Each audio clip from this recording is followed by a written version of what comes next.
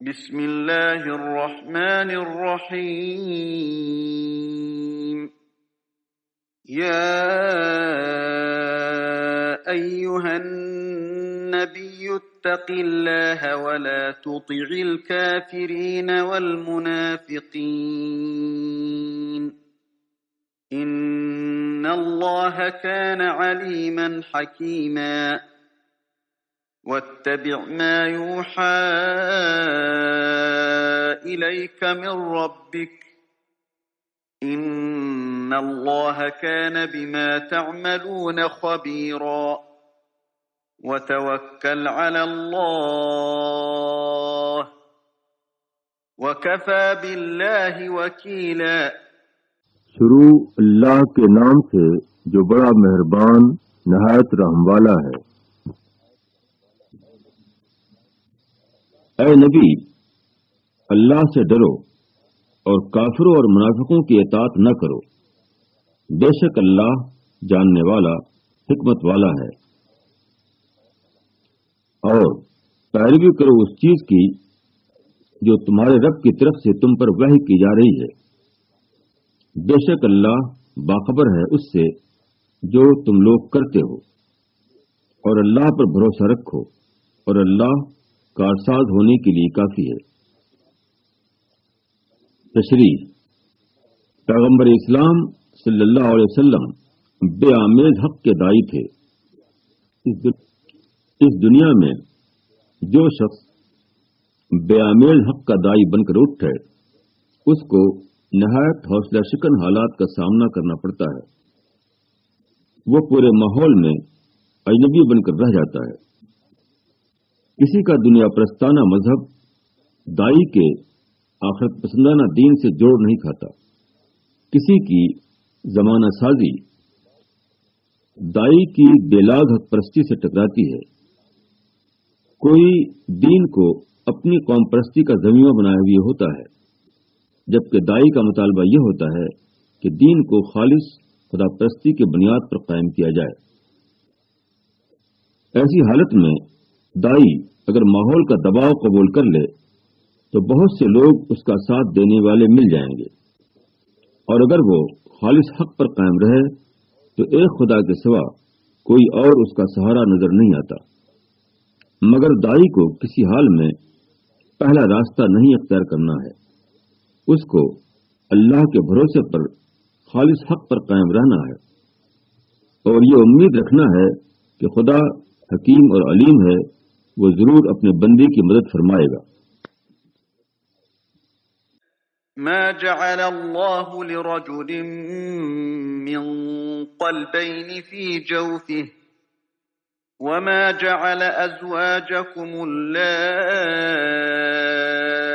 تظاهرون منهن أمهاتكم وما جعل أدعياءكم أبناءكم ذلكم قولكم بأفواهكم والله يقول الحق وهو يهدي السبيل ودعوهم لآبائهم هو أقسط عند الله فإن لم تعلموا آباءهم فإخوانكم في الدين ومواليكم وليس عليكم جناح فيما أخطأتم به ولكن ما تعمدت قلوبكم وكان الله غفورا رحيما۔ اللہ نے کسی آدمی کے سینے میں دو دل نہیں رکھے، اور نہ تمہاری بیویوں کو جن سے تم زہار کرتے ہو تمہاری ماں بنایا، اور نہ تمہارے منہ بولے بیٹوں کو تمہارا بیٹا بنایا۔ یہ سب تمہارے اپنے منہ کی باتیں ہیں، اور اللہ حق بات کہتا ہے اور وہ سیدھا راستہ دکھاتا ہے۔ منہ بولے بیٹوں کو ان کے باپوں کی نسبت سے پکارو، یہ اللہ کے نزدیک زیادہ منصفانہ بات ہے۔ پھر اگر تم ان کے باپ کو نہ جانو تو وہ تمہارے دینی بھائی ہیں اور تمہارے رفیق ہیں، اور جس چیز میں تم سے بھول چوک ہو جائے تو اس کا تم پر کچھ گناہ نہیں، مگر جو تم دل سے ارادہ کر کے کرو، اور اللہ معاف کرنے والا رحم کرنے والا ہے۔ تشریح: آدمی کے سینے میں دو دل نہ ہونا بتاتا ہے کہ تضاد فکری خدا کے تخلیقی منصوبے کے خلاف ہے۔ جب انسان کو ایک دل دیا گیا ہے تو اس کی سوچ بھی ایک ہونا چاہیے۔ ایسا نہیں ہو سکتا کہ ایک ہی دل میں بیک وقت اخلاص بھی ہو اور نفاق بھی، خدا پرستی بھی ہو اور زمانہ پرستی بھی، انصاف بھی ہو اور ظلم بھی، گھمنڈ بھی ہو اور تواضع بھی۔ آدمی دونوں میں سے کوئی ایک ہی ہو سکتا ہے، اس کو ایک ہی ہونا چاہیے۔ یہ ایک اصولی بات ہے۔ اسی کے تحت زمانہ جاہلیت کی رسمیں مثلا زہار و تبنیت آتی ہیں۔ عرب جاہلیت کا ایک رواجی قانون یہ تھا کہ اگر کوئی شخص اپنی بیوی سے یہ کہہ دے کہ انت علیہ کہ زہر امی، تو میرے اوپر میری ماں کی پیٹھ کی طرح ہے، تو اس کی بیوی اس کے اوپر ہمیشہ کے لیے حرام ہو جاتی تھی، جس طرح کسی کی ماں اس کے لیے حرام ہوتی ہے۔ اس کو زہار کہتے ہیں۔ اسی طرح متبنہ منہ بولے بیٹے کے معاملے میں بھی ان کا عقیدہ تھا کہ وہ بالکل سلبی بیٹے کی طرح ہو جاتا ہے، اس کو ہر معاملے میں وہی درجہ دے دیا گیا تھا جو حقیقی اولاد کا ہوتا ہے۔ قرآن نے اس رواج کو بالکل ختم کر دیا۔ قرآن میں اعلان کیا گیا کہ یہ تخلیقی نظام کے سراسر خلاف ہے کہ حقیقی ماں اور زبان سے کہی ہوئی ماں یا حقیقی بیٹا اور منہ بولا بیٹا دونوں کی حیثیت بالکل ایک ہو جائے۔ آدمی اگر بے خبری میں کوئی غلطی کرے تو وہ خدا کے یہاں قابل معافی ہے، مگر جب کسی معاملے کی حقیقت پوری طرح واضح ہو جائے، اس کے باوجود آدمی اپنی غلط روش کو نہ چھوڑے تو اس کے بعد وہ قابل معافی نہیں رہتا۔ النبي أولى بالمؤمنين من أنفسهم وأزواجه أمهاتهم وأولو الأرحام بعضهم أولى ببعض في كتاب الله من المؤمنين والمهاجرين إلا أن تفعلوا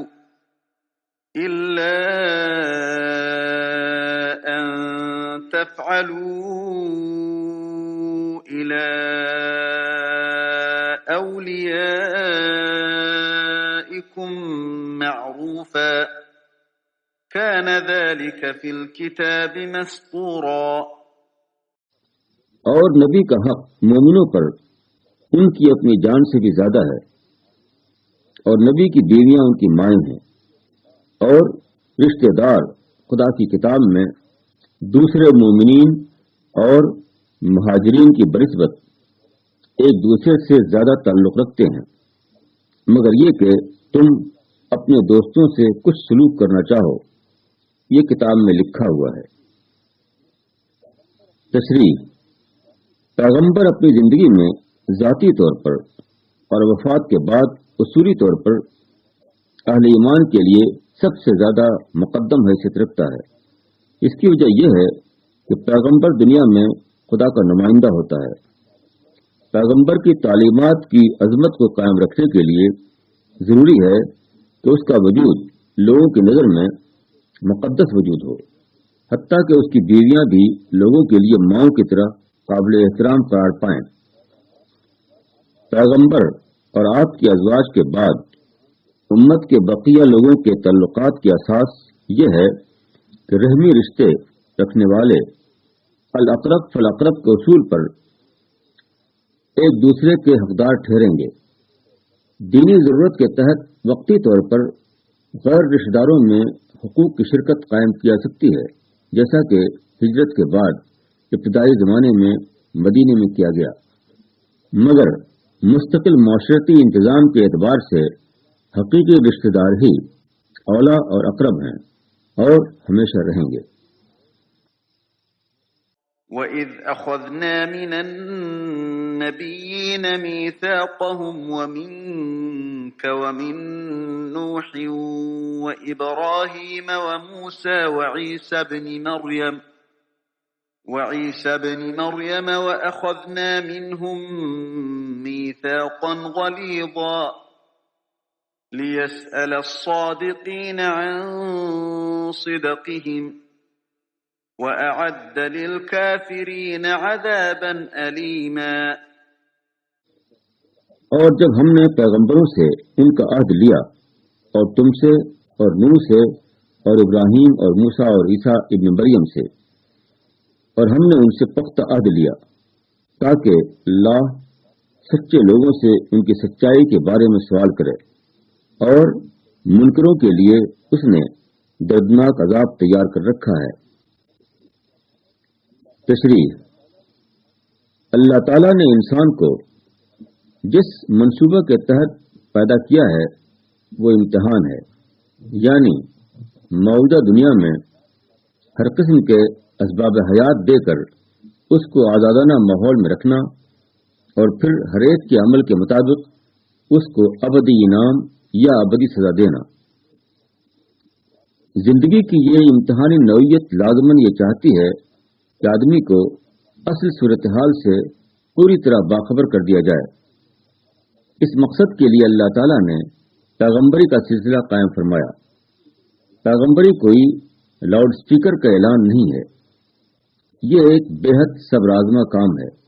اس لیے تمام پیغمبروں سے نہایت اہتمام کے ساتھ یہ عہد لیا گیا کہ وہ پیغام رسانی کے اس نازک کام کو اس کے تمام آداب اور تقاضوں کے ساتھ انجام دیں گے اور اس میں ہرگز کوئی ادنا کوتاہی نہ کریں گے۔ يا أيها الذين آمنوا اذكروا نعمة الله عليكم إذ جاءتكم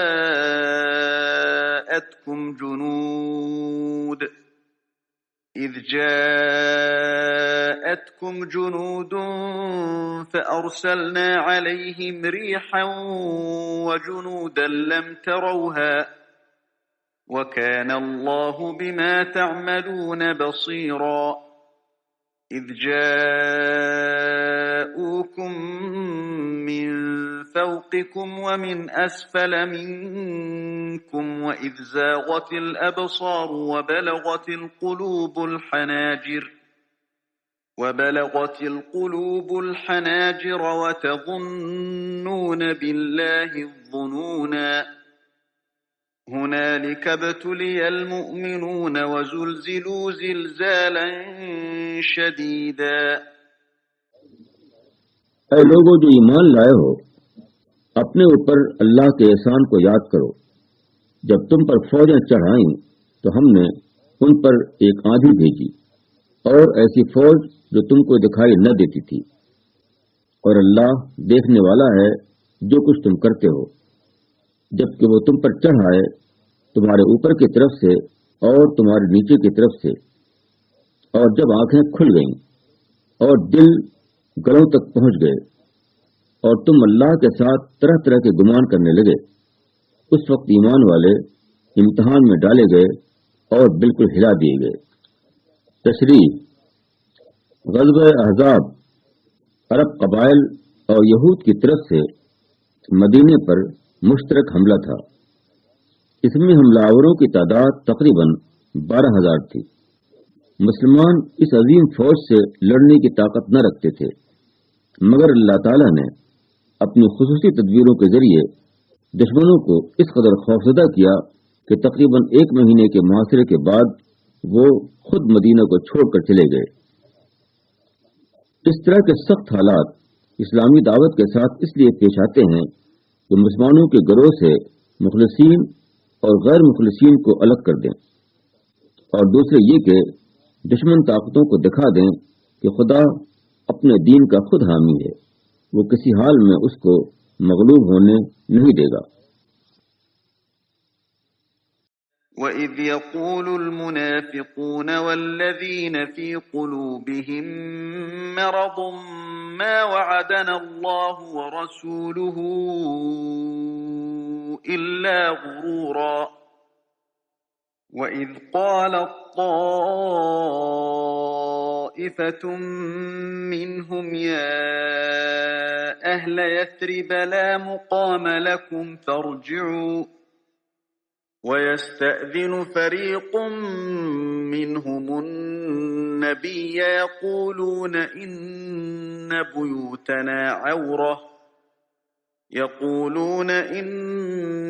بُيُوتَنَا عَوْرَةٌ وَمَا هِيَ بِعَوْرَةٍ إِن يُرِيدُونَ إِلَّا فِرَارًا وَلَوْ دُخِلَتْ عَلَيْهِم مِّنْ أَقْطَارِهَا ثُمَّ سُئِلُوا الْفِتْنَةَ لَآتَوْهَا وَمَا تَلَبَّثُوا بِهَا إِلَّا يَسِيرًا وَلَقَدْ كَانُوا عَاهَدُوا اللَّهَ مِن قَبْلُ لَا يُوَلُّونَ الْأَدْبَارَ وَكَانَ عَهْدُ اللَّهِ مَسْئُولًا قُل لَّن يَنفَعَكُمُ الْفِرَارُ إِن فَرَرْتُم مِّنَ الْمَوْتِ أَوِ الْقَتْلِ وَإِذًا لَّا تُمَتَّعُونَ إِلَّا قَلِيلًا قُلْ مَن ذَا الَّذِي يَعْصِمُكُم مِّنَ اللَّهِ إِنْ أَرَادَ بِكُمْ سُوءًا أَوْ أَرَادَ بِكُمْ رَحْمَةً وَلَا يَجِدُونَ لَهُم مِّن دُونِ اللَّهِ وَلِيًّا وَلَا نَصِيرًا اور جب منافقین اور وہ لوگ جن کے دلوں میں روگ ہے کہتے تھے کہ اللہ اور اس کے رسول نے جو وعدہ ہم سے کیا تھا وہ صرف فریب تھا، اور جب ان میں سے ایک گروہ نے کہا کہ اے یثرب والو، تمہارے لیے ٹھہرنے کا موقع نہیں تو تم لوٹ چلو، اور ان میں سے ایک گروہ پیغمبر سے اجازت مانگتا تھا، وہ کہتا تھا کہ ہمارے گھر غیر محفوظ ہیں، اور وہ غیر محفوظ نہیں، وہ صرف بھاگنا چاہتے تھے، اور اگر مدینے کے اطراف سے ان پر کوئی گھس آتا اور ان کو فتنے کی دعوت دیتا تو وہ مان لیتے، اور وہ اس میں بہت کم دیر کرتے، اور انہوں نے اس سے پہلے اللہ سے عہد کیا تھا کہ وہ پیٹھ نہ پھیریں گے، اور اللہ سے کیے ہوئے عہد کی پوچھ ہوگی۔ کہو کہ اگر تم موت سے یا قتل سے بھاگو تو یہ بھاگنا تمہارے کچھ کام نہ آئے گا، اور اس حالت میں تم کو صرف تھوڑے دنوں فائدہ اٹھانے کا موقع ملے گا۔ کہو کون ہے جو تم کو اللہ سے بچائے اگر وہ تم کو نقصان پہنچانا چاہے یا وہ تم پر رحم کرنا چاہے، اور وہ اپنے لیے اللہ کے مقابلے میں کوئی حمایتی اور مددگار نہ پائیں گے۔ تشریح: غزوہ احزاب میں خطرات کا طوفان دیکھ کر منافق قسم کے لوگ گھبرا اٹھے اور بھاگنے کی راہیں تلاش کرنے لگے، مگر جو سچے اہل ایمان تھے وہ اللہ کے اعتماد پر قائم رہے، وہ جانتے تھے کہ آگے بھی خدا ہے اور پیچھے بھی خدا ہے۔ اسلام دشمنوں کے خطرے سے بھاگنا اپنے آپ کو خدا کے خطرے میں ڈالنا ہے جو کہ اس سے زیادہ سخت ہے۔ انہیں یقین تھا کہ اگر ہم دشمنوں کے مقابلے میں جمے رہے تو اللہ کی مدد ہم کو حاصل ہوگی، اور اگر ہم اسلام کے محاذ کو چھوڑ کر بھاگ جائیں تو آخرکار دنیا میں بھی اپنے آپ کو ہلاکت سے بچا نہیں سکتے، اور آخرت میں خدا کی ہولناک پکڑ اس کے علاوہ ہے۔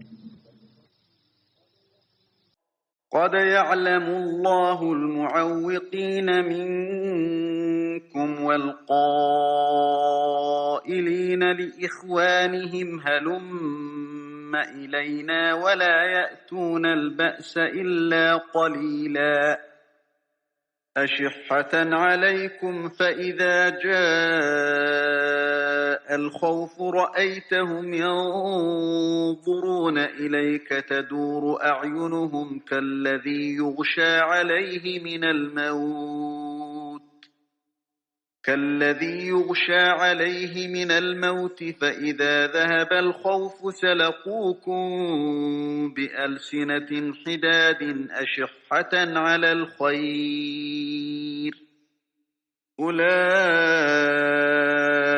لم يؤمنوا فأحبط الله أعمالهم وكان ذلك على الله يسيرا يحسبون الأحزاب لم يذهبوا وإن يأتي الأحزاب يودوا لو أنهم بادون في الأعراب يسألون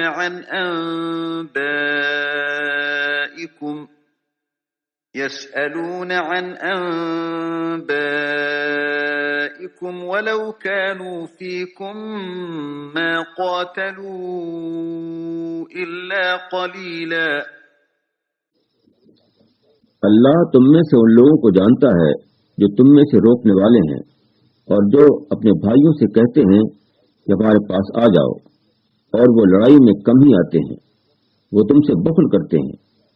پس جب خوف پیش آتا ہے تو تم دیکھتے ہو کہ وہ تمہاری طرف اس طرح دیکھنے لگتے ہیں کہ ان کی آنکھیں اس شخص کی آنکھوں کی طرح گردش کر رہی ہیں جس پر موت کی بے ہوشی طاری ہو۔ پھر جب خطرہ دور ہو جاتا ہے تو وہ مال کی حرص میں تم سے تیز زبانی کے ساتھ ملتے ہیں۔ یہ لوگ یقین نہیں لائے تو اللہ نے ان کے اعمال اکارت کر دیے، اور یہ اللہ کے لیے آسان ہے۔ وہ سمجھتے ہیں کہ فوجیں ابھی گئی نہیں ہیں، اور اگر فوجیں آ جائیں تو یہ لوگ یہی پسند کریں کہ کاش ہم بدوؤں کے ساتھ دیہات میں ہوں، تمہاری خبریں پوچھتے رہیں، اور اگر وہ تمہارے ساتھ ہوتے تو لڑائی میں کم ہی حصہ لیتے۔ تشریح: ایک آدمی وہ ہے جو قربانی کے وقت پیچھے رہ جائے تو اس پر شرمندگی طاری ہوتی ہے، اس کا بولنا بند ہو جاتا ہے۔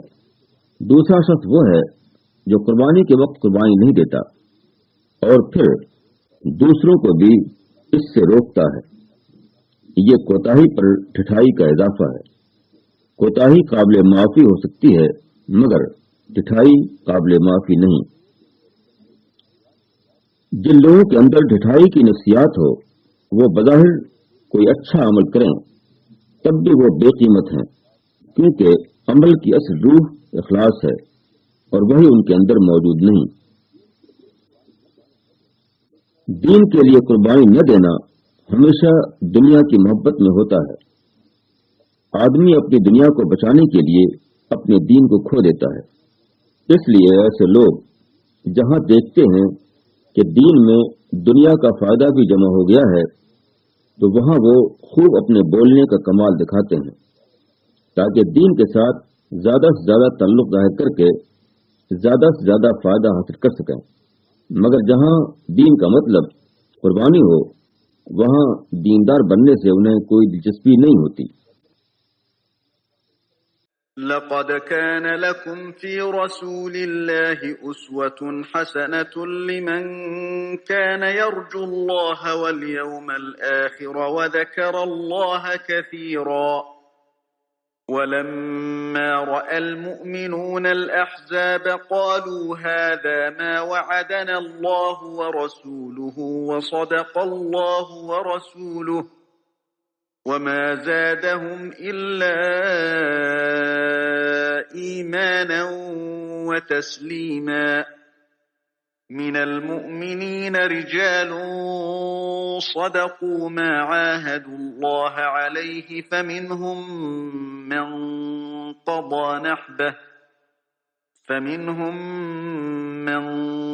قضى نحبه ومنهم من ينتظر وما بدلوا تبديلا ليجزي الله الصادقين بصدقهم ويعذب المنافقين إن شاء أو يتوب عليهم إن الله كان غفورا رحيما۔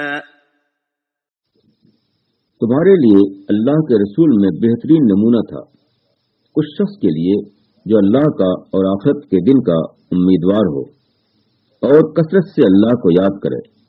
اور جب ایمان والوں نے فوجوں کو دیکھا وہ بولے یہ وہی ہے جس کا اللہ اور اس کے رسول نے ہم سے وعدہ کیا تھا، اور اللہ اور اس کے رسول نے سچ کہا، اور اس نے ان کے ایمان اور اطاعت میں اضافہ کر دیا۔ ایمان والوں میں ایسے لوگ بھی ہیں جنہوں نے اللہ سے کیے ہوئے عہد کو پورا کر دکھایا، بس ان میں سے کوئی اپنا ذمہ پورا کر چکا اور ان میں سے کوئی منتظر ہے، اور انہوں نے ذرا بھی تبدیلی نہیں کی تاکہ اللہ سچوں کو ان کی سچائی کا بدلہ دے اور منافقوں کو عذاب دے اگر چاہے، یا ان کی توبہ قبول کرے۔ بے شک اللہ بخشنے والا مہربان ہے۔ تشریح: رسول اور اصحاب رسول کی زندگیاں قیامت تک کے اہل ایمان کے لیے خدا پرستانہ زندگی کا نمونہ ہے۔ اس بات کا نمونہ کہ اللہ اور آخرت کی امیدواری کے معنی کیا ہیں، اللہ کو یاد کرنے کا مطلب کیا ہوتا ہے، مشکل حالات میں ثابت قدمی کسے کہتے ہیں، خدا کے وعدوں پر بھروسہ کس طرح کیا جاتا ہے، اضافہ پذیر ایمان کیا ہے اور وہ کیوں کر حاصل ہوتا ہے، خدا سے کیے ہوئے عہد کو پورا کرنے کا طریقہ کیا ہے۔ رسول اور اصحاب رسول نے ان چیزوں کا آخری نمونہ قائم کر دیا۔ شدید ترین حالات میں بھی انہوں نے کوئی کمزوری نہیں دکھائی۔ انہوں نے ہر معاملے میں اسلامی فکر اور اسلامی کردار کا کامل ثبوت دیا۔ امتحان کا لمحہ آنے سے پہلے بھی وہ حق پر قائم تھے، اور امتحان کا لمحہ آنے کے بعد بھی وہ حق پر قائم رہے۔ پھر رسول اور اصحاب رسول کی زندگیاں ہی اس بات کا نمونہ بھی ہیں کہ خدا کے یہاں کسی کا فیصلہ امتحان کے بغیر نہیں کیا جاتا۔ خدا کا طریقہ یہ ہے کہ وہ شدید حالات پیدا کرتا ہے تاکہ سچے اہل ایمان اور جھوٹے دعوے دار ایک دوسرے سے الگ ہو جائیں۔ اس خدائی قانون میں نہ پہلے کسی کا استثناء تھا اور نہ آئندہ کسی کا استثناء ہوگا۔ وَرَدَّ اللَّهُ الَّذِينَ كَفَرُوا بِغَيْظِهِمْ لَمْ يَنَالُوا خَيْرًا وَكَفَى اللَّهُ الْمُؤْمِنِينَ الْقِتَالَ وَكَانَ اللَّهُ قَوِيًّا عَزِيزًا وَأَنزَلَ الَّذِينَ ظَاهَرُوهُم مِّنْ أَهْلِ الْكِتَابِ مِنْ صَيَاصِيهِمْ وَقَذَفَ فِي قُلُوبِهِمُ الرُّعْبَ فَرِيقًا تَقْتُلُونَ وَتَأْسِرُونَ فَرِيقًا وَأَوْرَثَكُمْ أَرْضَهُمْ وَدِيَارَهُمْ وَأَمْوَالَهُمْ وَأَرْضًا لَّمْ تَطَئُوهَا وَكَانَ اللَّهُ عَلَى كُلِّ شَيْءٍ قَدِيرًا۔ اور اللہ نے منکروں کو ان کے غصے کے ساتھ پھیر دیا کہ ان کی کچھ بھی مراد پوری نہ ہوئی، اور مومنین کی طرف سے اللہ لڑنے کے لیے کافی ہو گیا۔ اللہ قوت والا زبردست ہے۔ اور اللہ نے ان اہل کتاب کو جنہوں نے حملہ آوروں کا ساتھ دیا ان کے قلوں سے اتارا، اور ان کے دلوں میں اس نے روب ڈال دیا۔ تم ان کے ایک گروہ کو قتل کر رہے ہو اور ایک گروہ کو قید کر رہے ہو، اور اس نے ان کی زمین اور ان کے گھروں اور ان کے مالوں کا تم کو وارث بنا دیا، اور ایسی زمین کا بھی جس پر تم نے قدم نہیں رکھا، اور اللہ ہر چیز پر قدرت رکھنے والا ہے۔ تشریح: غزوہ خندق میں حالات بہت سخت تھے، مگر اس میں باقاعدہ جنگ کی نوبت نہیں آئی۔ اللہ تعالیٰ نے ہوا کا طوفان اور فرشتوں کا لشکر بھیج کر دشمنوں کو اس طرح سراسیمہ کیا کہ وہ خود ہی میدان چھوڑ کر چلے گئے۔ مدینے کے یہود کا مسلمانوں سے صلح اور امن کا معاہدہ تھا، مگر جنگ احزاب کے موقع پر انہوں نے غداری کی۔ وہ معاہدے کو توڑ کر مشرکین کے ساتھی بن گئے۔ جب حملہ آوروں کا لشکر مدینہ سے واپس چلا گیا تو اللہ کے حکم سے رسول اللہ صلی اللہ علیہ وسلم نے بنو قریظہ کی بستیوں پر چڑھائی کی۔ اسلامی فوج نے ان کے قلعوں کو گھیر لیا۔ 25 دن تک محاصرہ جاری رہا۔ آخر میں خود ان کی درخواست پر سعد بن معاذ حکم مقرر ہوئے۔ حضرت سعد بن معاذ نے وہی فیصلہ کیا جو خود ان کی کتاب تورات میں ایسے مجرمین کے لیے مقرر ہے، یعنی بنو قریظہ کے سب جوان قتل کر دیے جائیں، عورتیں اور لڑکے قید غلامی میں لے لیے جائیں اور ان کے مال اور جائیداد کو ضبط کر لیا جائے۔ يا أيها النبي قل لأزواجك إن كنتن تردن الحياة الدنيا وزينتها فتعالين أمتعكن وأسرحكن سراحا جميلا وَإِن كُنتُنَّ تُرِدْنَ اللَّهَ وَرَسُولَهُ وَالدَّارَ الْآخِرَةَ فَإِنَّ اللَّهَ أَعَدَّ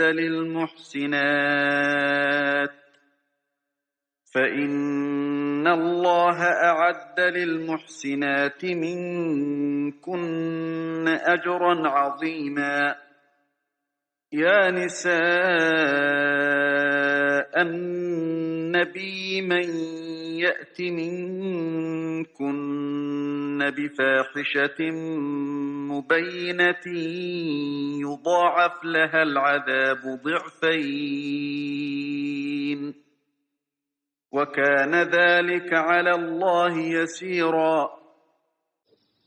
اے نبی، اپنی بیویوں سے کہو کہ اگر تم دنیا کی زندگی اور اس کی زینت چاہتی ہو تو آؤ، میں تم کو کچھ معلومات دے کر خوبی کے ساتھ رخصت کر دوں، اور اگر تم اللہ اور اس کے رسول اور آخرت کے گھر کو چاہتی ہو تو اللہ نے تم میں سے نیک کرداروں کے لیے بڑا اجر مہیا کر رکھا ہے۔ اے نبی کی بیویوں، تم میں سے جو کسی کھلی بے حیائی کا ارتکاب کرے گی اس کو دوہرا عذاب دیا جائے گا، اور یہ اللہ کے لیے آسان ہے۔ تشریح: ہجرت نے مسلمانوں کی معاشیات کو درہم برہم کر دیا تھا۔ مزید یہ کہ ہجرت کے بعد اسلام دشمنوں نے مسلمانوں کو مسلسل جنگ میں الجھا دیا۔ اس کا نتیجہ یہ ہوا کہ مسلمانوں کی معاشی حالت بالکل برباد ہو کر رہ گئی۔ اس کا سب سے زیادہ اثر رسول اللہ صلی اللہ علیہ وسلم پر پڑا۔ آپ کے گھر والوں کا حال یہ ہوا کہ ناگزیر ضرورت کی فراہمی بھی مشکل ہو گئی، یہاں تک کہ آپ کے ازواج نے تنگ آ کر آپ سے نفقہ کا مطالبہ شروع کر دیا۔ ازواج کی طرف سے صرف ضروری خرچ کا مطالبہ کیا گیا تھا، اس کو اللہ نے زینت دنیا کے مطالبے سے تعبیر فرمایا۔ یہ دراصل شدت اظہار ہے۔ اسی طرح بے حیائی کا لفظ بھی یہاں شدت اظہار کے لیے آیا ہے۔ پیغمبر اسلام صلی اللہ علیہ وسلم تاریخ کے ایک اہم ترین مشن کی تکمیل پر مامور تھے، یعنی دور شرک کا خاتمہ اور دور توحید کا قیام۔ ایسی حالت میں کسی بھی دوسری چیز کو اہمیت دینا آپ کے لیے ممکن نہ تھا۔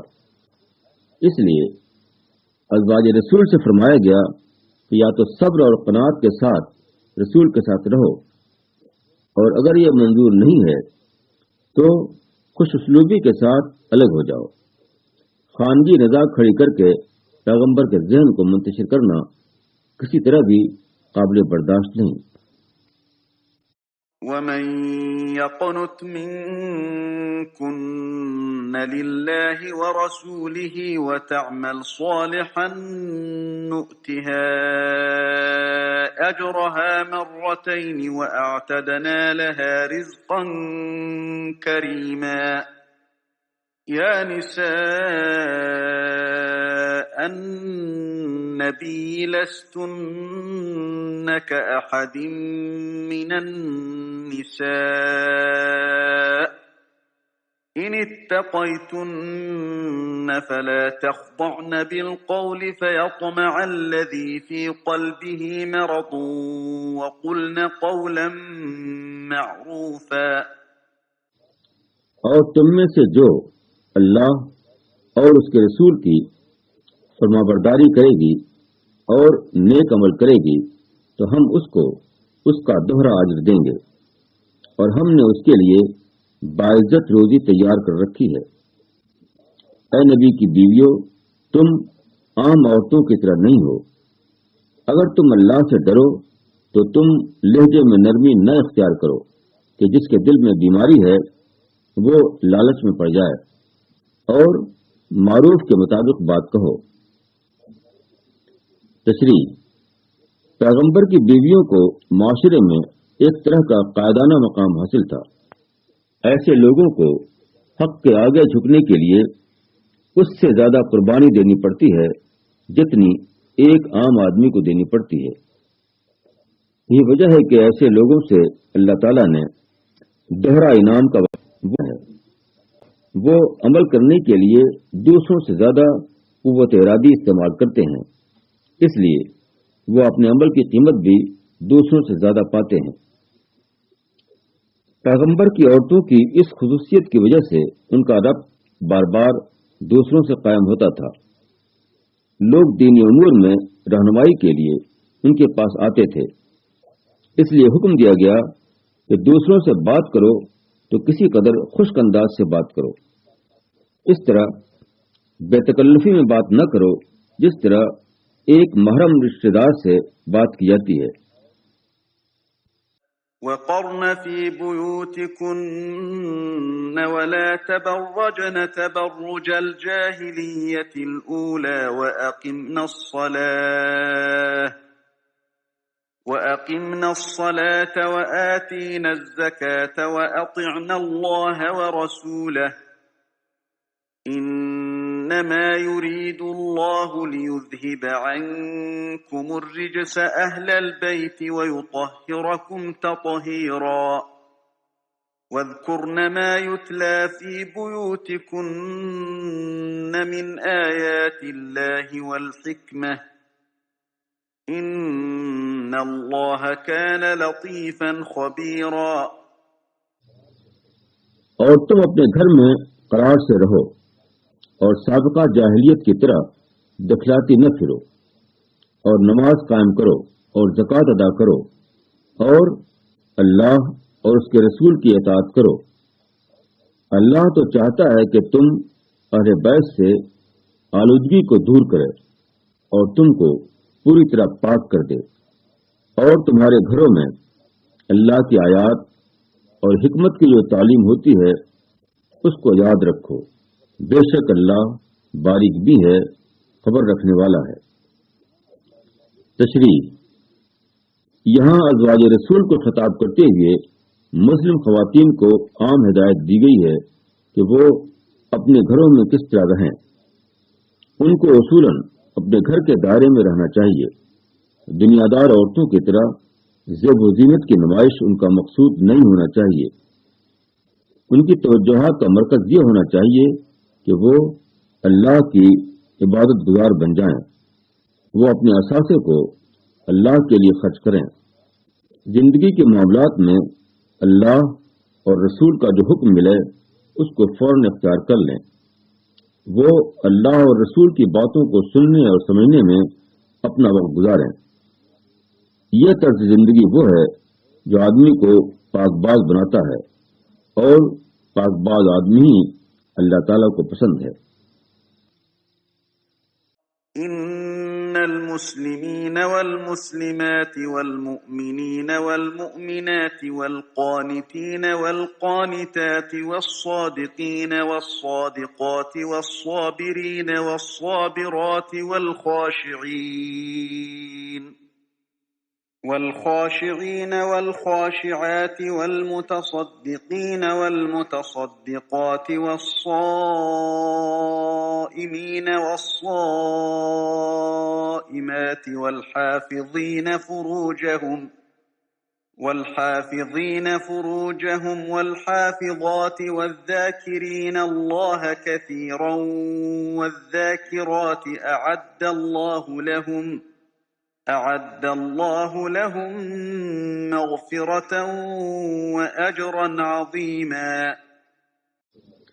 بے شک اطاعت کرنے والے مرد اور اطاعت کرنے والی عورتیں اور ایمان لانے والے مرد اور ایمان لانے والی عورتیں اور فرمانبرداری کرنے والے مرد اور فرمانبرداری کرنے والی عورتیں اور راست باز مرد اور راست باز عورتیں اور صبر کرنے والے مرد اور صبر کرنے والی عورتیں اور خشوع کرنے والے مرد اور خشوع کرنے والی عورتیں اور صدقہ دینے والے مرد اور صدقہ دینے والی عورتیں اور روزہ رکھنے والے مرد اور روزہ رکھنے والی عورتیں اور اپنی شرمگاہوں کی حفاظت کرنے والے مرد اور حفاظت کرنے والی عورتیں اور اللہ کو کثرت سے یاد کرنے والے مرد اور یاد کرنے والی عورتیں، ان کے لیے اللہ نے مغفرت اور بڑا اجر مہیا کر رکھا ہے۔ تشریح: اس آیت میں بتایا گیا ہے کہ اللہ تعالیٰ ایک مرد یا ایک عورت کو جیسا دیکھنا چاہتا ہے وہ کیا ہے۔ وہ یہ 10 صفات ہیں: اسلام، ایمان، قنوت، صدق، صبر، خشوع، صدقہ، روزہ، عفت، ذکر اللہ۔ ان 10 الفاظ میں اسلامی عقیدہ اور اسلامی کردار کے تمام پہلو سمٹ آئے ہیں۔ اس کا خلاصہ یہ ہے کہ ہر وہ شخص جو اللہ کے ہاں مغفرت اور انعام کا امیدوار ہو، اس کو ایسا بننا چاہیے کہ وہ اللہ کے حکم کے آگے جھکنے والا ہو، وہ اللہ پر یقین کرنے والا ہو، وہ اپنے پورے وجود کے ساتھ اللہ کے لیے یکسو ہو جائے، اس کی زندگی قول اور فعل کے تضاد سے خالی ہو، وہ ہر حال میں حق پر جمنے والا ہو، اللہ کی بڑائی کے احساس نے اس کو متواضع بنا دیا ہو، وہ دوسروں کی ضرورت پوری کرنے کو بھی اپنی ذمہ داری شمار کرتا ہو، وہ روزہ دار ہو جو نفس کو کنٹرول کرنے کی تربیت ہے، وہ شہوانی خواہشات کے مقابلے میں عفیف اور پاک دامن ہو، اس کے صبح و شام اللہ کی یاد میں بسر ہونے لگیں۔ یہ اوصاف جس طرح مردوں سے مطلوب ہیں، اسی طرح وہ عورتوں سے بھی مطلوب ہیں۔ ان اوصاف کے اظہار کا دائرہ بعض اعتبار سے دونوں کے درمیان مختلف ہے، مگر جہاں تک خود اوصاف کا تعلق ہے وہ دونوں کے لیے یکساں ہے۔ کوئی عورت ہو یا کوئی مرد، وہ اسی وقت خدا کے یہاں قابل قبول ٹھہرے گا جبکہ وہ ان 10 صفتوں سے متصف ہو کر خدا کے یہاں پہنچے۔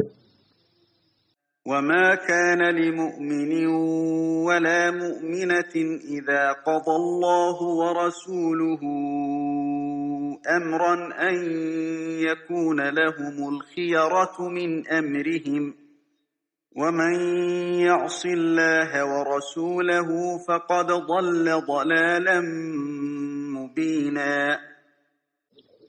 کسی مومن مرد یا کسی مومن عورت کے لیے گنجائش نہیں ہے کہ جب اللہ اور اس کا رسول کسی معاملے کا فیصلہ کر دیں تو پھر ان کے لیے اس میں اختیار باقی رہے، اور جو شخص اللہ اور اس کے رسول کی نافرمانی کرے گا تو وہ صریح گمراہی میں پڑ گیا۔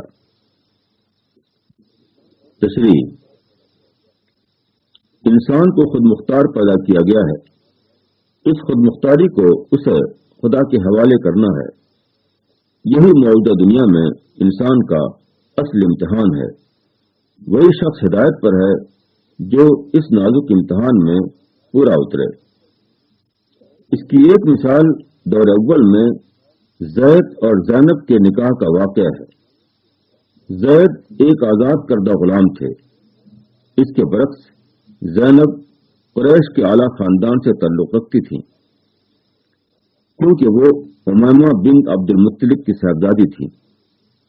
رسول اللہ صلی اللہ علیہ وسلم نے زید کا نکاح زینب سے کرنا چاہا تو زینب کے گھر والے اس کے لیے تیار نہیں ہوئے۔ خود زینب نے کہا کہ میں نسب میں زید سے بہتر ہوں، مگر جب ان لوگوں کو قرآن کی مذکورہ آیت سنائی گئی تو وہ لوگ فوراً راضی ہو گئے۔ سن 4 ہجری میں ان کا نکاح کر دیا گیا۔ یہی اسلام کا مزاج ہے، اور یہی مزاج ہر مسلمان مرد اور مسلمان عورت میں ہونا چاہیے۔ وَإِذْ تَقُولُ لِلَّذِي أَنْعَمَ اللَّهُ عَلَيْهِ وَأَنْعَمْتَ عَلَيْهِ أَمْسِكْ عَلَيْكَ زَوْجَكَ وَاتَّقِ اللَّهَ وتخفي في نفسك ما الله مبديه وتخشى الناس والله أحق أن تخشاه فلما قضى زيد منها وطرا زوجناكها لكي لا يكون على المؤمنين حرج في أزواج أدعيائهم إذا قضوا منهن وطرا وكان أمر الله مفعولا۔ اور جب تم اس شخص سے کہہ رہے تھے جس پر اللہ نے انعام کیا اور تم نے انعام کیا کہ اپنی بیوی کو روکے رکھو اور اللہ سے ڈرو، اور تم اپنے دل میں وہ بات چھپائے ہوئے تھے جس کو اللہ ظاہر کرنے والا تھا، اور تم لوگوں سے ڈر رہے تھے، اور اللہ زیادہ حقدار ہے کہ تم اس سے ڈرو۔ پھر جب زید اس سے اپنی غرض تمام کر چکا، ہم نے تم سے اس کا نکاح کر دیا تاکہ مسلمانوں پر اپنے منہ بولے بیٹوں کی بیویوں کے بارے میں کچھ تنگی نہ رہے، جبکہ وہ ان سے اپنی غرض تمام کر لیں، اور اللہ کا حکم ہونے ہی والا تھا۔ تشریح: حضرت زید کے ساتھ حضرت زینب کا نکاح سن 4 ہجری میں ہوا، مگر نباہ نہ ہو سکا، اور اگلے سال دونوں میں علیحدگی ہو گئی۔ حضرت زید نے جب رسول اللہ صلی اللہ علیہ وسلم سے طلاق کا ارادہ ظاہر کیا تو آپ نے سبب پوچھا۔ انہوں نے کہا کہ وہ اپنے خاندانی شرف کی وجہ سے میرے مقابلے میں بڑائی کا احساس رکھتی ہیں، تاہم آپ نے انہیں روکا۔ بار بار کی درخواست پر آخرکار آپ نے انہیں علیحدگی کی اجازت دے دی۔ زید اور زینب کے نکاح سے اولاً یہ رسم توڑی گئی تھی کہ معاشرتی فرق کو نکاح میں حائل نہیں ہونا چاہیے، مگر جب ان کے درمیان علیحدگی ہو گئی تو اب اللہ تعالیٰ کی مرضی یہ ہوئی کہ زینب کو ایک اور غلط رسم کے توڑنے کا ذریعہ بنایا جائے۔ قدیم جاہلیت میں یہ رواج تھا کہ متبنہ کو بالکل حقیقی بیٹے کی طرح سمجھتے تھے، ہر اعتبار سے اس کے وہی حقوق تھے جو حقیقی بیٹے کے ہوتے ہیں۔ اس رسم کو توڑنے کی بہترین صورت یہ تھی کہ طلاق کے بعد حضرت زینب کا نکاح رسول اللہ صلی اللہ علیہ وسلم کے ساتھ کر دیا جائے۔ زید رسول اللہ کے متبنہ تھے، حتیٰ کہ ان کو زید ابن محمد کہا جانے لگا تھا۔ ایسی حالت میں منہ بولے بیٹے کی متعلقہ عورت سے آپ کا نکاح کرنا اس رسم کے خلاف ایک دھماکہ کی حیثیت رکھتا تھا، کیونکہ ان کا خیال تھا کہ متبنہ کی منکوحہ باپ پر حرام ہے، جس طرح حقیقی بیٹے کی منکوحہ باپ پر حرام ہوتی ہے۔ رسول اللہ صلی اللہ علیہ وسلم کو پیشگی طور پر بتایا جا چکا تھا کہ اگر دونوں میں علیحدگی ہوئی تو اس جاہلی رسم کو توڑنے کی تدبیر کے طور پر زینب کو آپ کے نکاح میں دے دیا جائے گا۔ چونکہ اس قسم کا نکاح قدیم ماحول میں زبردست بدنامی کا ذریعہ ہوتا، اس لیے رسول اللہ صلی اللہ علیہ وسلم حضرت زید کو روکتے رہے کہ اگر وہ طلاق نہ دیں تو میں اس شدید آزمائش سے بچ جاؤں گا، مگر جو چیز علم الہی میں مقدر تھی وہ ہو کر رہی۔ زید نے زینب کو طلاق دے دی اور اس رسم کو توڑنے کی عملی تدبیر کے طور پر سن 5 ہجری میں زینب کا نکاح آپ کے ساتھ کر دیا گیا۔ ما كان على النبي من حرج فيما فرض الله له سنة الله في الذين خلوا من قبل وكان أمر الله قدرا مقدورا الذين يبلغون رسالات الله ويخشونه ولا يخشون أحدا إلا الله وكفى بالله حسيبا ما كان محمد أبا أحد من رجالكم ولكن رسول الله وخاتم النبيين وكان الله بكل شيء عليما۔ پیغمبر کے لیے اس میں کوئی مذائقہ نہیں جو اللہ نے اس کے لیے مقرر کر دیا ہو۔ یہی اللہ کی سنت ان پیغمبروں کے معاملے میں رہی ہے جو پہلے گزر چکے ہیں، اور اللہ کا حکم ایک قطعی فیصلہ ہوتا ہے۔ وہ اللہ کے پیغاموں کو پہنچاتے تھے اور اسی سے ڈرتے تھے، اور اللہ کے سوا کسی سے نہیں ڈرتے تھے، اور اللہ حساب لینے کے لیے کافی ہے۔ محمد تمہارے مردوں میں سے کسی کے باپ نہیں ہیں، لیکن وہ اللہ کے رسول اور نبیوں کے خاتم ہیں، اور اللہ ہر چیز کا علم رکھنے والا ہے۔ تشریح: اس واقعے کے بعد حسب توقع آپ کے خلاف زبردست پروپگنڈا شروع ہو گیا۔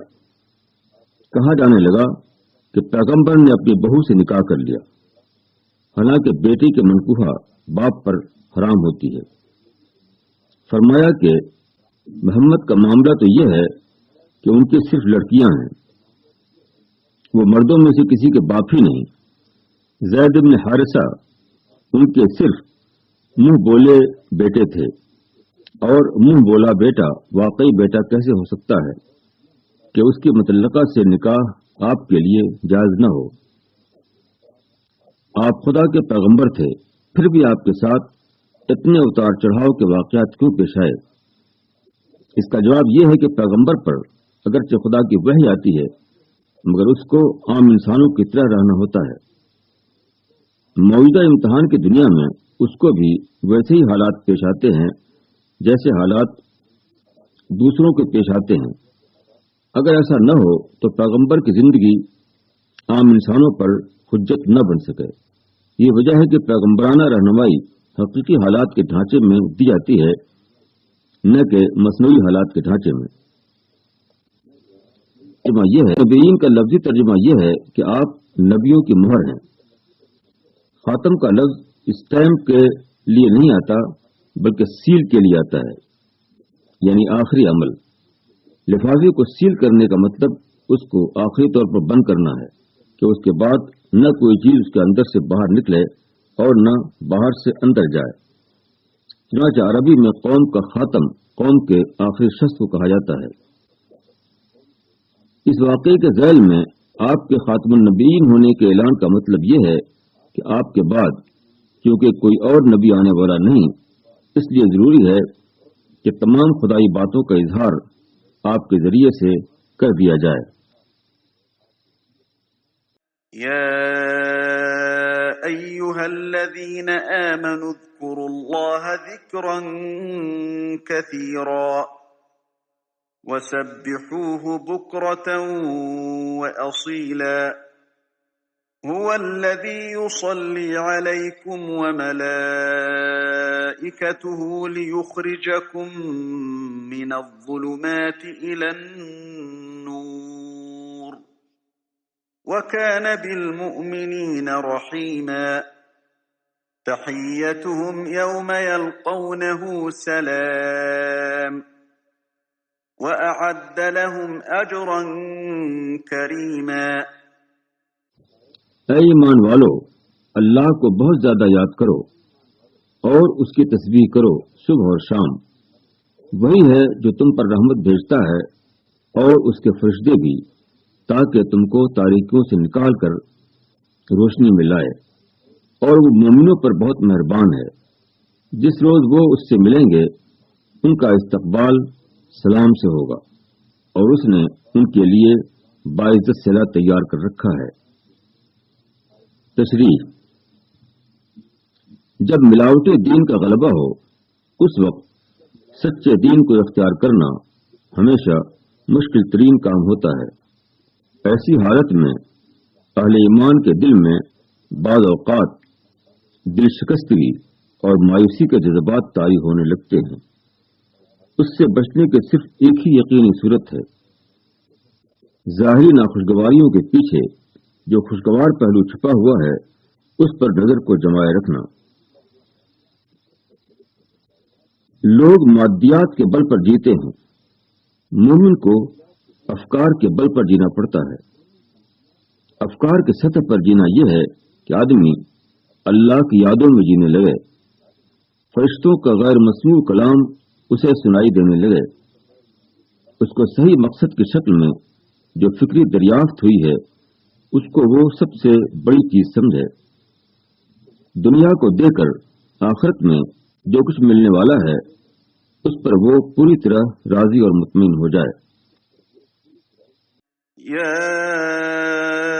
ایھا النبی انا ارسلناک شاہدا ومبشرا ونذیرا وداعیا الی اللہ بإذنہ وسراجا منیرا وبشر المؤمنین بأن لهم من اللہ فضلا کبیرا ولا تطع الكافرین والمنافقین ودع اذاهم وتوکل علی اللہ وکفى باللہ وکیلا۔ اے نبی، ہم نے تم کو گواہی دینے والا اور خوشخبری دینے والا اور ڈرانے والا بنا کر بھیجا ہے، اور اللہ کی طرف اس کے اذن سے دعوت دینے والا اور ایک روشن چراغ، اور مومنوں کو بشارت دے دو کہ ان کے لیے اللہ کی طرف سے بہت بڑا فضل ہے، اور تم کافروں اور منافقوں کی بات نہ مانو اور ان کے ستانے کو نظر انداز کرو، اور اللہ پر بھروسہ رکھو، اور اللہ بھروسہ کے لیے کافی ہے۔ تشریح: شاہد، مبشر، نذیر، داعی، یہ سب ایک ہی حقیقت کے مختلف پہلو ہیں۔ پیغمبر کا مشن یہ ہوتا ہے کہ وہ لوگوں کو زندگی کی حقیقت سے آگاہ کرے، وہ لوگوں کو جنت اور جہنم کی خبر دے۔ یہ ایک دعوتی عمل ہے، اور اسی دعوتی عمل کی بنیاد پر پیغمبر آخرت کی عدالت میں ان لوگوں کے بارے میں گواہی دے گا جس پر اس نے امر حق پہنچایا، اور پھر کسی نے مانا اور کسی نے نہ مانا۔ پیغمبر کا جو مشن ہے وہ امت مسلمہ کا مشن بھی ہے۔ اس راہ میں لوگوں کی طرف سے اذیتیں پیش آتی ہیں، کوئی ساتھ نہیں دیتا اور کوئی وقتی طور پر ساتھ دیتا ہے، اور پھر جھوٹے الفاظ بول کر الگ ہو جاتا ہے۔ ایسے حالات میں صرف خدا پر بھروسہ ہی وہ چیز ہے جو پیغمبر یا اس کی پیروی کرنے والے دائی کو دعوتی عمل پر ثابت قدم رکھ سکتا ہے۔ لوگوں کی طرف سے جو کچھ پیش آئے اس پر صبر کرنا اور اس کو نظر انداز کرنا، اور ہر حال میں خدا پر اپنی نظر جمائے رکھنا، یہی اسلامی دعوت کا کام کرنے والوں کا اصل سرمایہ ہے۔ یا ایھا الذین آمنوا إذا نكحتم المؤمنات ثم طلقتموهن من قبل أن تمسوهن فما لكم عليهن من عدة تعتدونها فمتعوهن وسرحوهن سراحا جميلا۔ اے ایمان والو، جب تم مومن عورتوں سے نکاح کرو پھر ان کو ہاتھ لگانے سے پہلے طلاق دے دو تو ان کے بارے میں تم پر کوئی عدت لازم نہیں ہے جس کا تم شمار کرو، بس ان کو کچھ متاع دے دو اور خوبی کے ساتھ ان کو رخصت کر دو۔ ایک شخص کسی عورت سے نکاح کرے لیکن ملاقات کی نوبت آنے سے پہلے اس کو طلاق دے دے تو ایسی حالت میں عدت کی وہ پابندی نہیں ہے جو عام نکاح میں ہوتی ہے۔ البتہ اسلامی اخلاق کا تقاضا ہے کہ جس طرح باعزت انداز میں دونوں کے درمیان تعلق کا معاملہ ہوا تھا، اسی طرح باعزت طور پر دونوں کے درمیان جدائی کا معاملہ بھی کیا جائے۔ اس خاتون کا اگر مہر باندھا گیا تھا تو مرد کو مقررہ مہر کا نصف دینا ہوگا، ورنہ عرف اور حیثیت کے مطابق کچھ دے کر خوبصورتی سے رخصت کر دیا جائے۔ عورت اگر چاہے تو فوراً ہی دوسرا نکاح کر سکتی ہے، اس صورت میں اس کے لیے عدت گزارنے کی شرط نہیں۔ یا ایھا النبی انا احللنا لك ازواجك اللاتی آتيت أجورهن وما ملكت يمينك مما أفاء الله عليك وبنات عمك وبنات عماتك وبنات خالك وبنات خالاتك اللاتي هاجرن معك وامرأة مؤمنة إن وهبت نفسها للنبي إن أراد النبي أن يستنكحها خالصة لك من دون المؤمنين قد علمنا ما فرضنا عليهم في أزواجهم وما ملكت أيمانهم لكي لا يكون عليك حرج وكان الله غفورا رحيما۔ اے نبی، ہم نے تمہارے لیے حلال کر دی تمہاری وہ بیویاں جن کی مہر تم دے چکے ہو، اور وہ عورتیں بھی جو تمہاری مملوکہ ہیں جو اللہ نے غنیمت میں تم کو دی ہیں، اور تمہارے چچا کی بیٹیاں اور تمہاری پھوپھیوں کی بیٹیاں اور تمہارے ماموں کی بیٹیاں اور تمہاری خالاؤں کی بیٹیاں جنہوں نے تمہارے ساتھ ہجرت کی ہو، اور اس مسلمان عورت کو بھی جو اپنے آپ کو پیغمبر کو دے دے، بشرطے کہ پیغمبر اس کو نکاح میں لانا چاہے۔ یہ خاص تمہارے لیے ہے، مسلمانوں سے الگ۔ ہم کو معلوم ہے جو ہم نے ان پر ان کی بیویوں اور ان کی لوڈیوں کے باب میں فرض کیا ہے، تاکہ تم پر کوئی تنگی نہ رہے، اور اللہ بخشنے والا مہربان ہے۔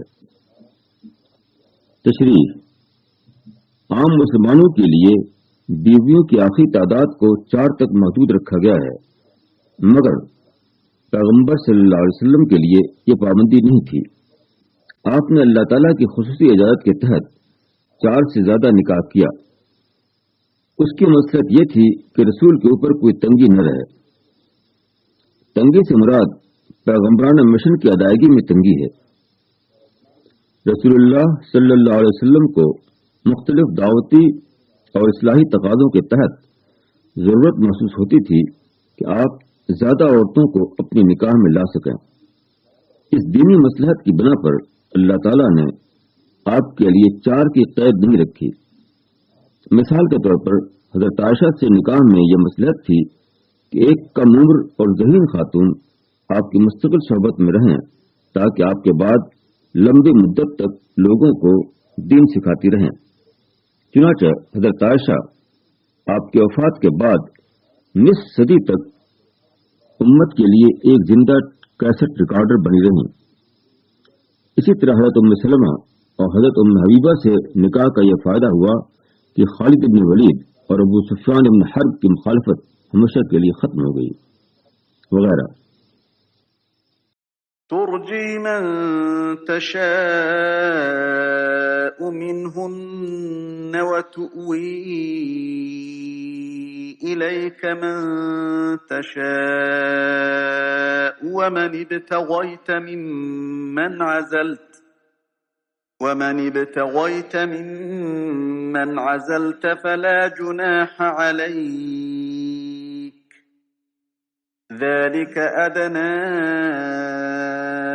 أن تقر أعينهن ولا يحزن ويرضين بما آتيتهن كلهن، والله يعلم ما في قلوبكم وكان الله عليما حليما۔ لا يحل لك النساء من بعد ولا أن تبدل بهن من أزواج ولو أعجبك حسنهن إلا ما ملكت يمينك وكان الله على كل شيء رقيبا۔ تم ان میں سے جس جس کو چاہو دور رکھو اور جس کو چاہو اپنے پاس رکھو، اور جن کو دور کیا تھا ان میں سے پھر کسی کو طلب کرو، تب بھی تم پر کوئی گناہ نہیں۔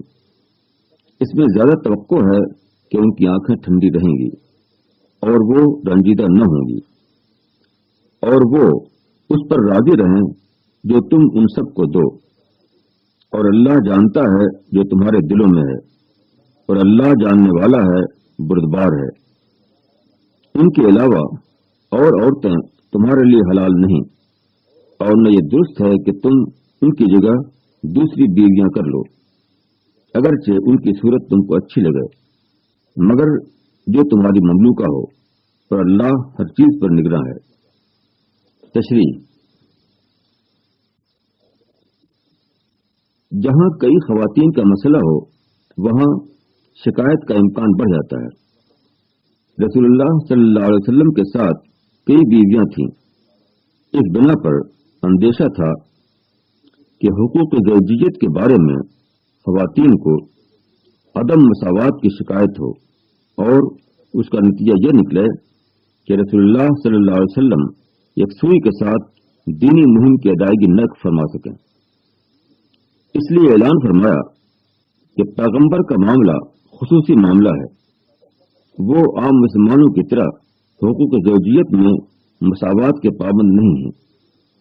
حقوق زوجیت کی رعایت اور حقوق اسلام کی رعایت میں ٹکراؤ ہو تو پیغمبر کے لیے جائز ہوگا کہ وہ حقوق اسلام کی رعایت کو ترجیح دیں۔ رسول اللہ صلی اللہ علیہ وسلم کو عام ضابطے سے مستثنیٰ کرنے کا مقصد یہ تھا کہ خواتین کے اندر شکایتی ذہن کی پیدائش کو روکا جائے، ورنہ رسول اللہ صلی اللہ علیہ وسلم نے اس اختیار کو عملاً بہت ہی کم استعمال فرمایا۔ يا أيها الذين آمنوا لا تدخلوا بيوت النبي إلا أن يؤذن لكم إلى طعام غير ناظرين إناه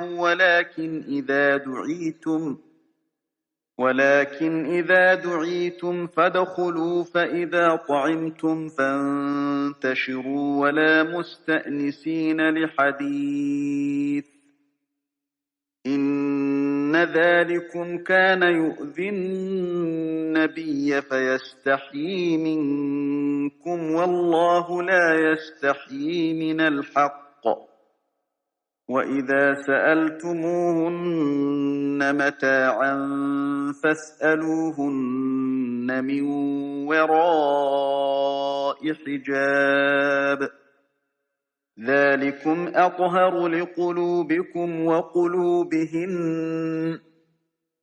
وَمَا كَانَ لَكُمْ أَن تُؤْذُوا رَسُولَ اللَّهِ وَلَا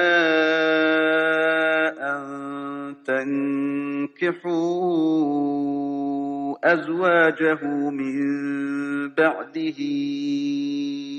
أَبَدًا إِنَّ ذَلِكُمْ كَانَ عِندَ اللَّهِ عَظِيمًا إِن تُبْدُوا شَيْئًا أَوْ تُخْفُوهُ فَإِنَّ اللَّهَ كَانَ بِكُلِّ شَيْءٍ عَلِيمًا۔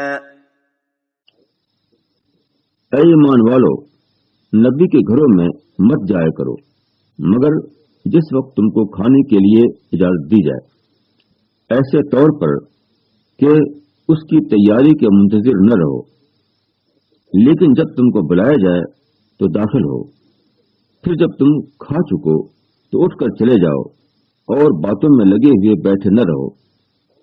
اس بات سے نبی کو ناگواری ہوتی ہے مگر وہ تمہارا لحاظ کرتے ہیں، اور اللہ حق بات کہنے میں کسی کا لحاظ نہیں کرتا۔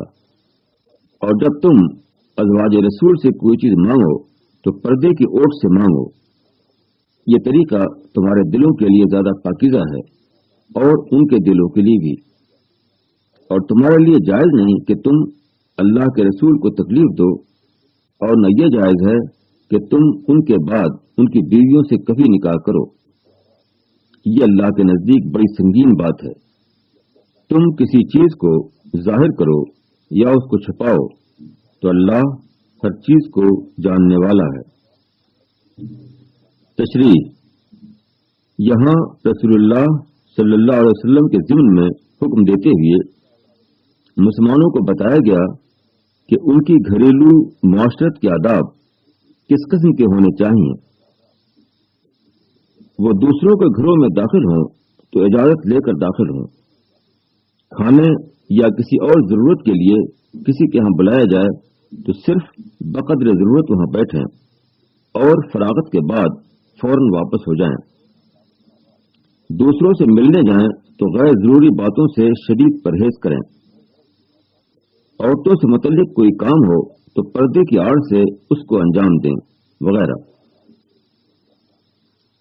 معاشرتی زندگی میں آدمی کو صرف اپنی خواہش یا ضرورت نہیں دیکھنا چاہیے، بلکہ اس کو نہایت شدت کے ساتھ یہ بات ملحوظ رکھنا چاہیے کہ اس کے رویے سے دوسرے شخص کو تکلیف نہ پہنچے، اس کی غیر ضروری باتیں دوسرے کا وقت ضائع کرنے والی نہ ہوں۔ لا جناح عليهن في آبائهن ولا أبنائهن ولا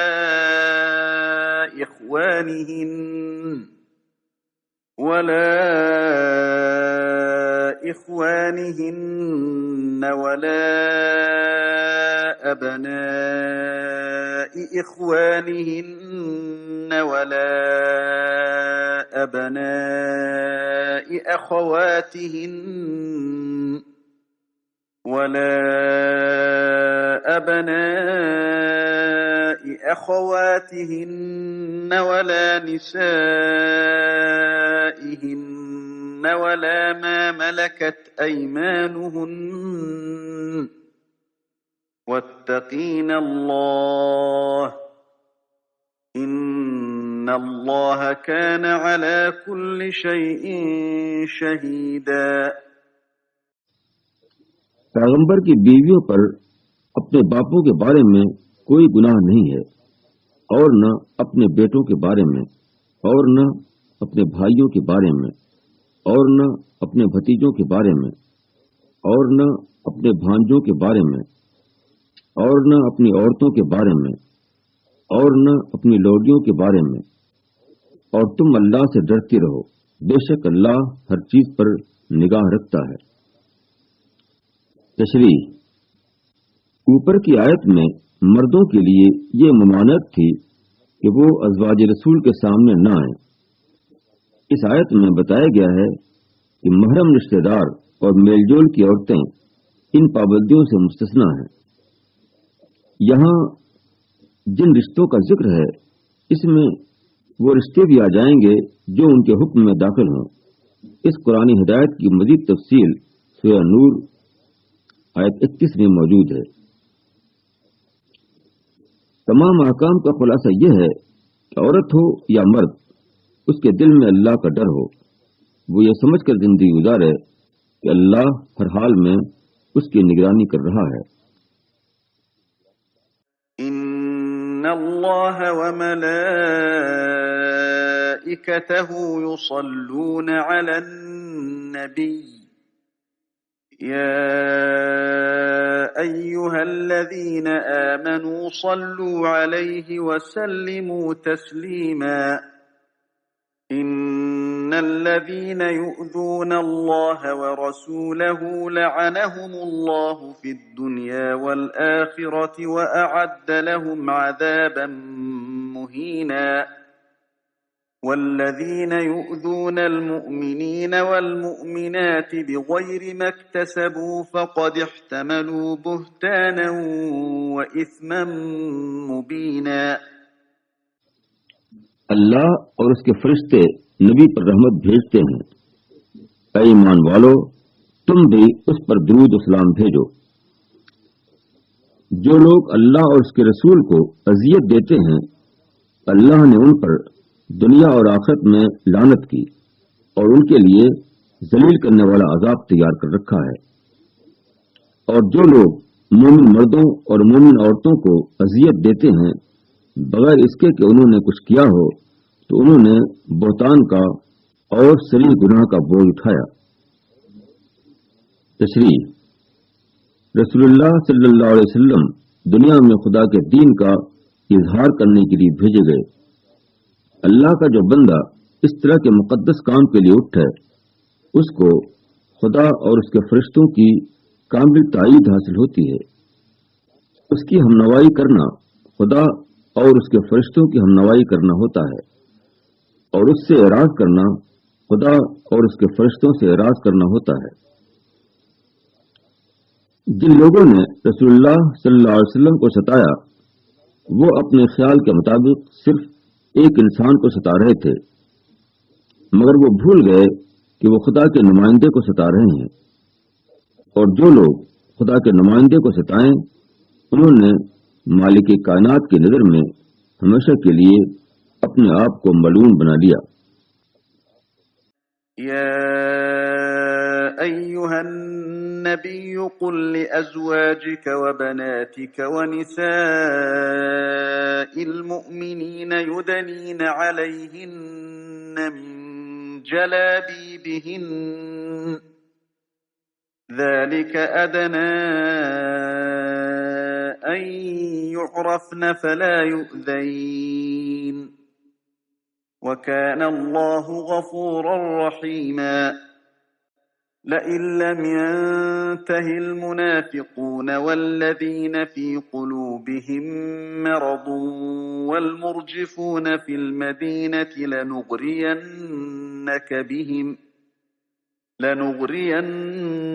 بهم ثم لا يجاورونك فيها إلا قليلا ملعونين أينما ثقفوا أخذوا وقتلوا تقتيلا سنة الله في الذين خلوا من قبل ولن تجد لسنة الله تبديلا۔ اے نبی، اپنی بیویوں سے کہو اور اپنی بیٹیوں سے اور مسلمانوں کی عورتوں سے کہ نیچے کر لیا کریں اپنے اوپر تھوڑی سی اپنی چادریں، اس سے جلدی پہچان ہو جائے گی تو وہ ستائی نہ جائیں گی، اور اللہ بخشنے والا مہربان ہے۔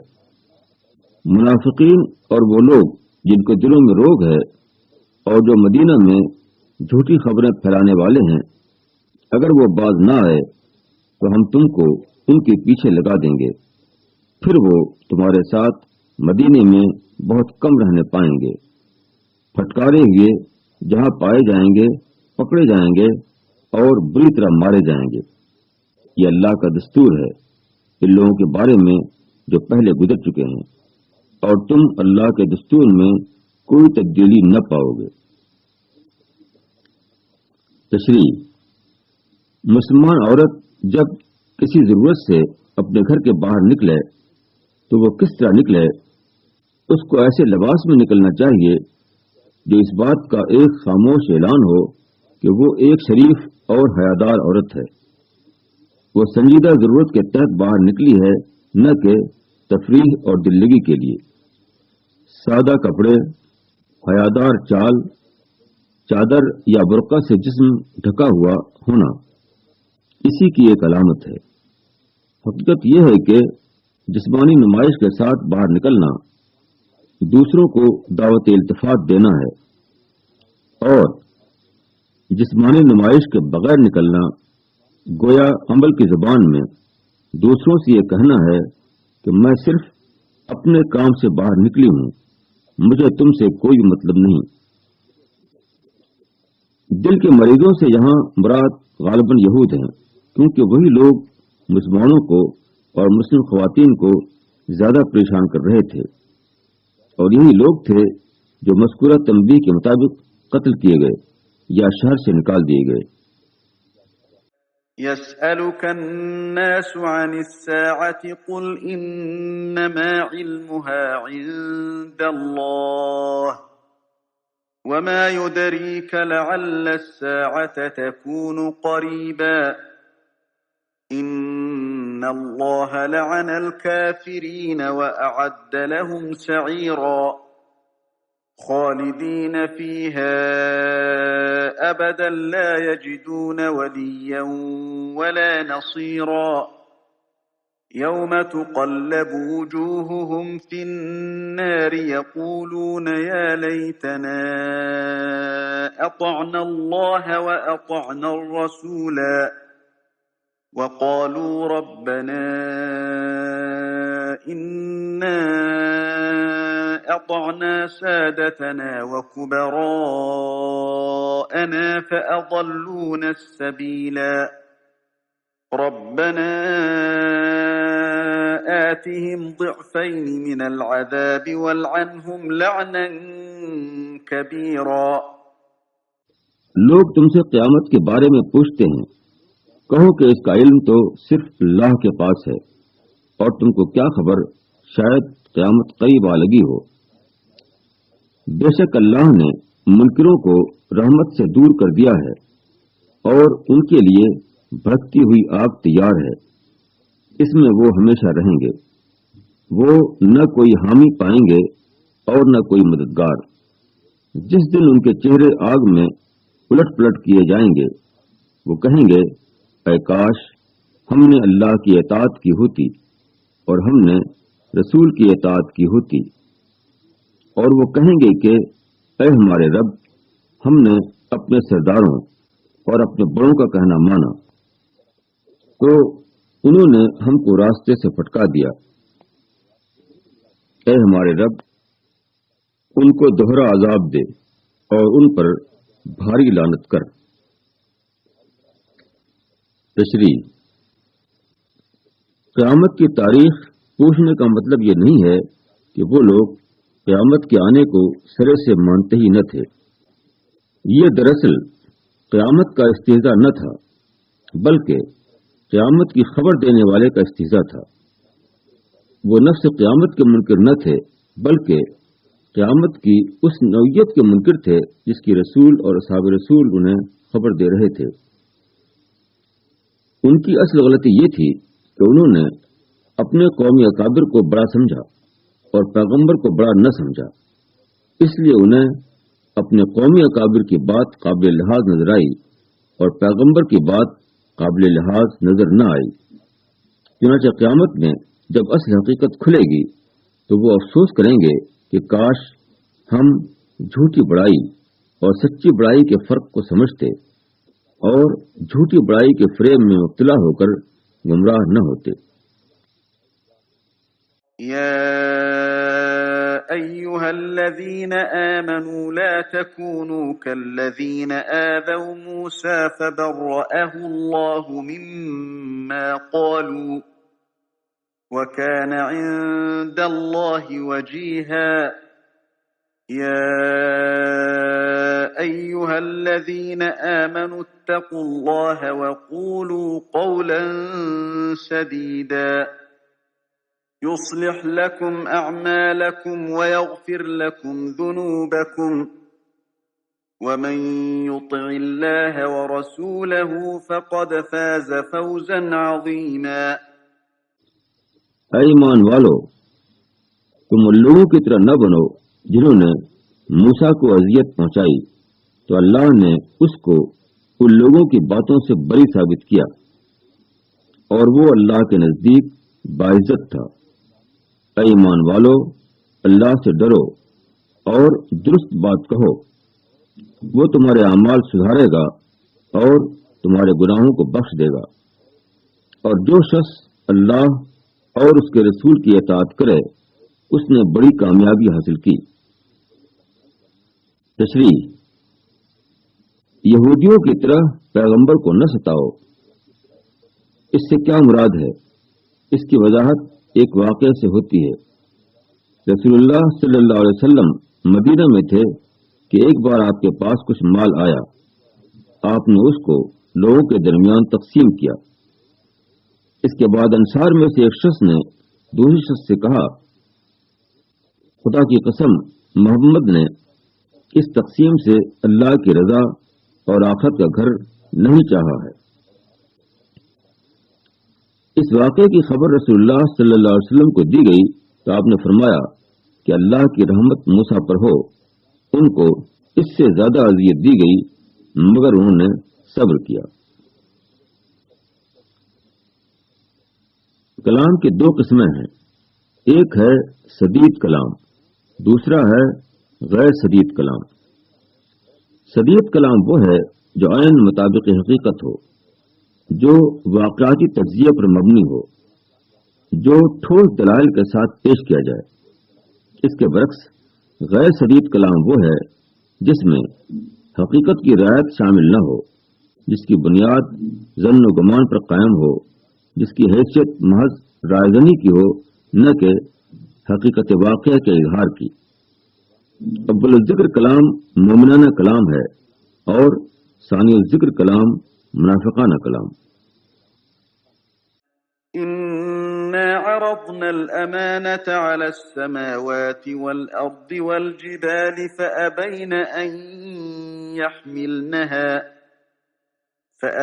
أن يحملنها وأشفقن منها وحملها الإنسان إنه كان ظلوما جهولا ليعذب الله المنافقين والمنافقات والمشركين والمشركات ويتوب الله على المؤمنين والمؤمنات وَكَانَ اللَّهُ غَفُورًا رَحِيمًا۔ ہم نے امانت کو آسمانوں اور زمین اور پہاڑوں کے سامنے پیش کیا تو انہوں نے اس کو اٹھانے سے انکار کیا اور وہ اس سے ڈر گئے، اور انسان نے اس کو اٹھا لیا، بے شک وہ ظالم اور جاہل تھا، تاکہ اللہ منافق مردوں اور منافق عورتوں کو اور مشرک مردوں اور مشرک عورتوں کو سزا دے، اور مومن مردوں اور مومن عورتوں پر توجہ فرمائے، اور اللہ بخشنے والا مہربان ہے۔ تشریح: امانت سے مراد اختیار ہے۔ اختیار کو امانت اس لیے فرمایا کہ وہ اللہ کی ایک چیز ہے جس کو اس نے عارضی مدت کے لیے انسان کو بطور آزمائش دیا ہے، تاکہ انسان خود اپنے ارادے سے خدا کا تابعدار بنے۔ امانت دوسرے لفظوں میں اپنے اوپر خدا کا قائم مقام بننا ہے، اپنے آپ پر وہ کرنا ہے جو خدا ستاروں اور سیاروں پر کر رہا ہے، یعنی اپنے اختیار سے اپنے آپ کو خدا کے کنٹرول میں دے دینا۔ اس کائنات میں صرف اللہ حاکم ہے اور تمام چیزیں اسی کی محکوم ہیں، مگر اللہ تعالیٰ کی مرضی ہوئی کہ وہ ایک ایسی آزاد مخلوق پیدا کرے جو کسی جبر کے بغیر خود اپنے اختیار سے وہی کرے جو خدا اس سے کروانا چاہتا ہے۔ یہ اختیاری اطاعت بڑی نازک آزمائش تھی۔ آسمان اور زمین اور پہاڑ بھی اس کا تحمل نہیں کر سکتے تھے، تاہم انسان نے شدید اندیشے کے باوجود اس کو قبول کر لیا۔ اب انسان موجودہ دنیا میں خدا کی ایک امانت کا امین ہے۔ اس کو اپنے اوپر وہی کرنا ہے جو خدا دوسری چیزوں پر کر رہا ہے۔ انسان کو اپنے آپ پر خدا کا حکم چلانا ہے۔ انسان حالت امتحان میں ہے اور موجودہ دنیا اس کے لیے وسیع امتحان گاہ۔ یہ امانت ایک بے حد نازک ذمہ داری ہے، کیونکہ اسی کی وجہ سے جزا اور سزا کا مسئلہ پیدا ہوتا ہے۔ دوسری مخلوقات مجبور اور مقہور ہیں، اس لیے ان کے واسطے جزا اور سزا کا مسئلہ نہیں۔ انسان آزاد ہے، اس لیے وہ جزا اور سزا کا مستحق بنتا ہے۔ حضرت عبداللہ ابن عباس سے روایت ہے کہ اللہ تعالیٰ نے امانت کو آدم کے سامنے پیش کیا تو آدم نے پوچھا کہ امانت کیا ہے؟ اللہ تعالیٰ نے فرمایا، اگر تم اچھا کرو گے تو تم کو اس کا بدلہ ملے گا، اور اگر تم برا کرو گے تو تم کو سزا دی جائے گی۔